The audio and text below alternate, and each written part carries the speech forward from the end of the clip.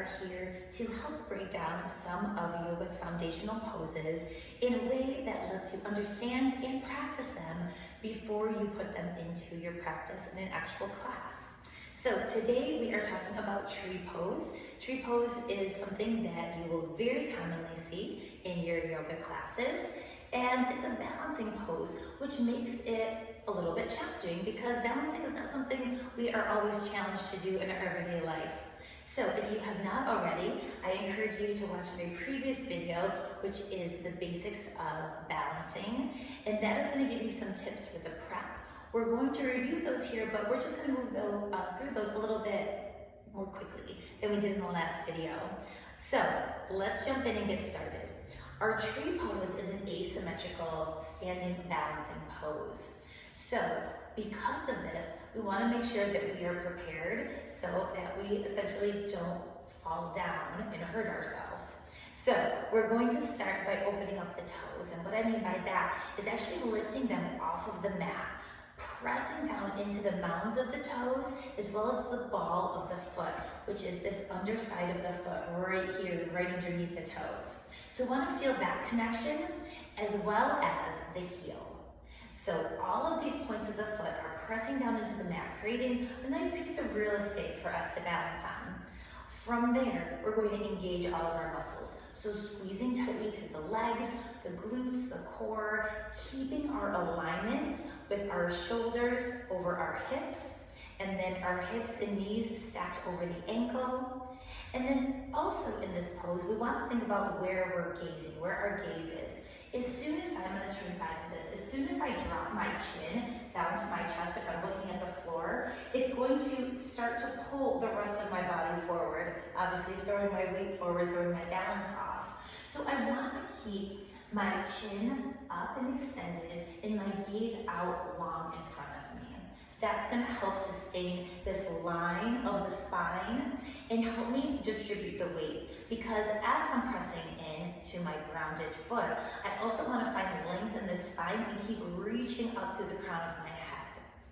So with that in mind, we'll bring our hands to heart center. This pressing together of the hands is going to lock in and engage the upper body. So this is happening while all of the other muscles are squeezing. And then we're going to just slowly play with lifting the opposite leg.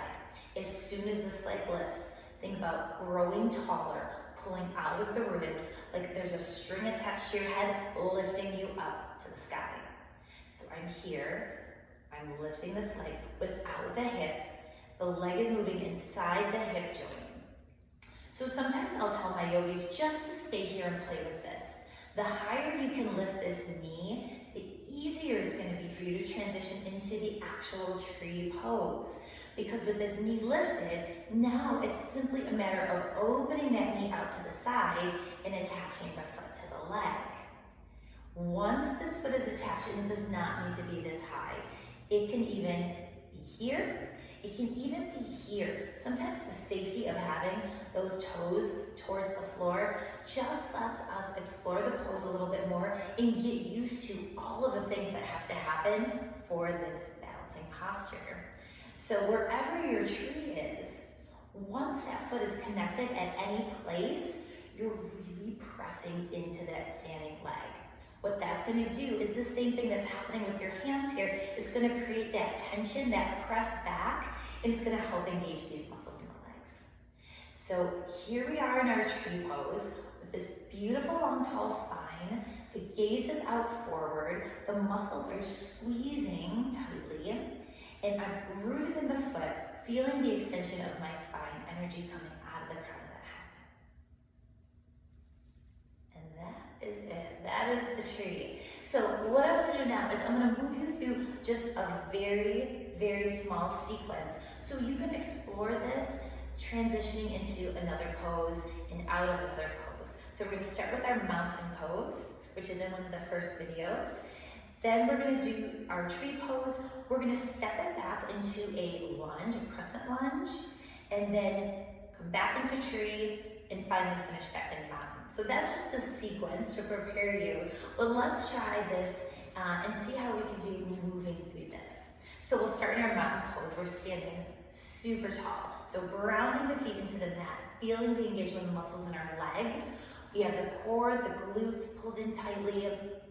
The shoulders are down away from the ears. And so although this is merely a standing pose, it's still very active. On the inhale, we'll reach, we'll take our arms up, stretching overhead.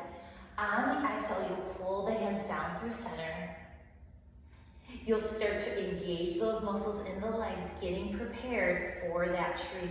We'll gently begin to peel one foot off the floor, keeping these muscles engaged, keeping length in the spine. Start to lift that foot, open up the knee, pressing that foot into the leg to create that tension, that press back. Holding here for a breath. From here, we're going to step this foot back behind us. So releasing the foot from the leg, reaching this leg back, bend through your standing knee to get a little bit closer to the floor, really grounding into the feet and the legs. On an inhale, lift the chest open. On the exhale, bring the hands back to heart center. We're going to from here transition. So now all the weight needs to come to this front leg. This back leg will lift. You'll grow super tall. Open the knee. Press that foot in for your tree. One more breath here. And then gently release it, stepping back into your mountain. Thank you so much for watching, yogis. I hope that was helpful. Also, just a little side note, there are so many different arm variations with our tree pose. If you'd like to challenge yourself, we can extend the arms overhead, open into cactus. You can come back behind you for reverse prayer. So many different things. If arms and moving those arms are still not enough of a challenge for you and you'd like to grow your tree a little bit more, you can also play with changing your gaze. So turning the head side to side.